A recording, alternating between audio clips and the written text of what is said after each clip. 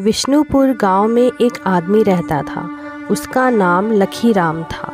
वह हर रोज़ की तरह अपने काम की तलाश में चला जाता था, क्योंकि उसे लगता था कि अगर मुझे काम नहीं मिला तो मेरे घर में होने वाले खर्च मैं संभाल नहीं पाऊंगा।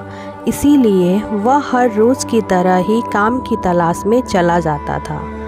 वह जानता था कि वह बहुत ही गरीब है और उसकी पत्नी इस बारे में भी कभी उससे बात नहीं करती थी कि वह गरीब है, लेकिन फिर भी वह इस बात को समझता है कि हमारी जो भी ज़रूरतें हैं वह धीरे धीरे बढ़ रही है, जिसकी वजह से मेरे पास काम का होना बहुत ही ज़रूरी है।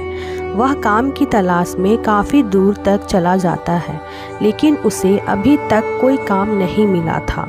क्योंकि वह पढ़ा लिखा नहीं था, इसीलिए उसे कोई भी काम नहीं दे रहा था, जिसकी वजह से उसके घर में परेशानियां भी आ रही थी। उसके घर में खाने की समस्या धीरे धीरे बढ़ गई थी।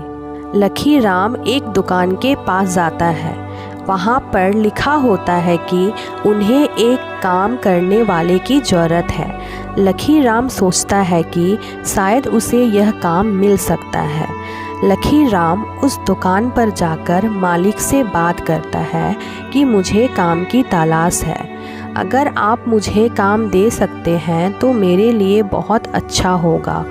दुकान का मालिक कहता है कि ठीक है, मैं तुम्हें काम दे सकता हूँ, लेकिन तुम्हें मैं अधिक सैलरी नहीं दे सकता। तुम्हें भी इस बात को समझना चाहिए कि मेरी दुकान अभी भी इतनी नहीं चल रही है कि मैं तुम्हें अधिक वेतन दे सकूं। लखीराम कहता है कि मैं समझ सकता हूं कि आपकी दुकान अभी नहीं चल रही है, लेकिन मुझे भी काम की तलाश है। मेरे पास भी कोई काम नहीं है।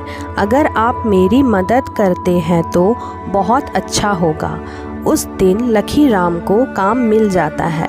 भले ही उसे बहुत कम वेतन मिलता है, लेकिन फिर भी लखीराम को लगता है कि उसके लिए सही होगा, क्योंकि वह बहुत दिनों से घर में खाली बैठा हुआ था और उसके पास कोई काम नहीं था।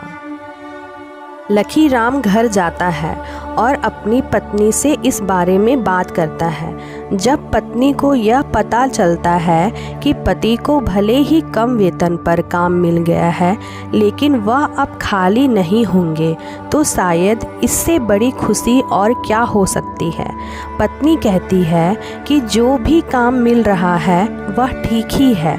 भले ही हमें कम वेतन मिल रहा है, हम कम में गुजारा कर लेंगे, लेकिन कम से कम हम उन समस्याओं से दूर हो सकते हैं जो हमारे घर में आई हुई है। हमें भूखा रहना पड़ रहा है, वह कम हो जाएगा और शायद हमारा जीवन, जो कि बहुत ही मुश्किल में चल रहा है, यह भी धीरे धीरे आगे बढ़ने लगेगा। अपनी पत्नी की बात सुनकर लखीराम खुश हो जाता है कि उसकी पत्नी उसके बारे में बहुत अच्छा सोचती है। वह कम में भी घर को चलाना जानती है। वह एक समझदार पत्नी है। इस बात से लखीराम को बहुत खुशी होती है कि शायद समस्याएं धीरे धीरे ख़त्म हो सकती है। अब लखीराम प्रत्येक दिन अपने काम पर जाने लगा और पूरे ईमानदारी से मेहनत करने लगा। उसे यह ज्ञान हो चुका था कि मेहनत के बिना वह अपने परिवार का भरण पोषण नहीं कर सकता है। लखीराम धीरे धीरे धन इकट्ठा करने लगा और थोड़े समय बाद वह खुद का एक शानदार दुकान खोलता है और अपनी पत्नी के साथ मिलकर पूरे ईमानदारी से दुकान को चलाने लगते हैं। अब लखीराम के पास धन संपत्ति की कोई कमी नहीं थी।